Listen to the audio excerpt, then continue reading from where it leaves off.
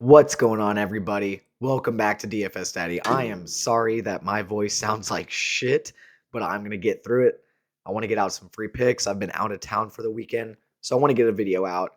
If the voice is just too much for you, just like the video, subscribe, and look for the scroll ahead to the picks and then move along. But really, guys, we had a great NFL Sunday. Tons of crazy games that we didn't think were going to be that good, but making money on them. So Sunday Night Football. Had some VIP picks go wild. These are all VIP picks, actually. So if you're wanting some VIP picks, just looking to make some constant profit, you're not going to find cheaper VIP picks than mine. That's just a matter of fact. So if you want to get on those, join my Winnable. Free pick wise. Also had some free pick winners. And 4 out of 5 that was posted.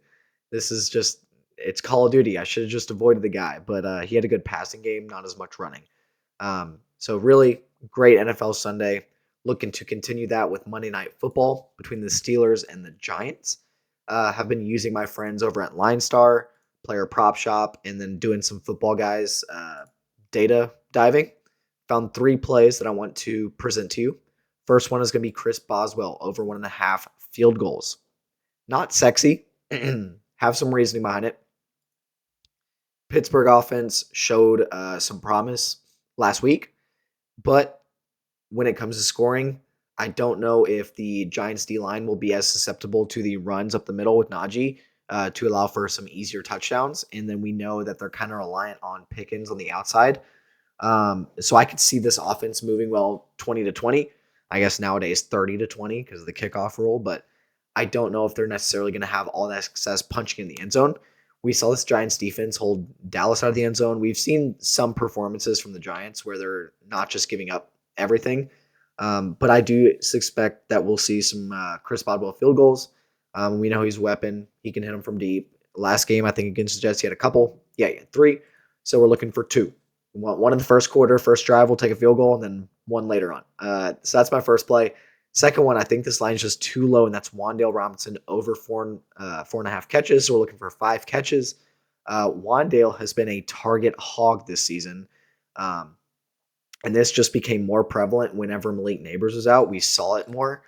Wan'Dale operates in the short and intermediate game. So targets for him are quick and they're hot routes and they can just get out quick. They're not contested catches. So even last week when Neighbors comes back, he still demanded 9 targets, more than Neighbors, because Daniel Jones tends to be a little bit risk averse. He's going to get the ball out quick. If that read is there, he's going to get it out or drag her out across the middle. So I think 5 catches is well within the realm of possibilities for Wan'Dale. I'm going to avoid Malik just in terms of the Steelers defense. Maybe we don't get the time for the plays to develop. So that's going to be my second play. And I am completely blanking on what my third play was. Give me a second here. Holy shit. What was it? Give me a second. I will figure it out. Receiving yards. Oh, I remember. It was Pickens. It was Pickens targets. Sorry. I'm a little out of it, I guess, guys. Sorry. It was Pickens targets. Now, the reason I see this is popular, this is crazy to me, guys. Just because he got a touchdown last week, like, this is not roulette. We're like, oh, it happens. It's going to happen again. And even his yardage is going crazy. We're just basing one game.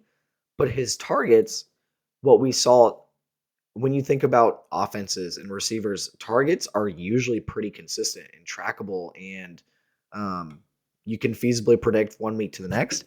When we saw Russell Wilson take the helm last week, we saw him demand 9 targets, whereas usually he was hovering around 7 to 11 with Justin.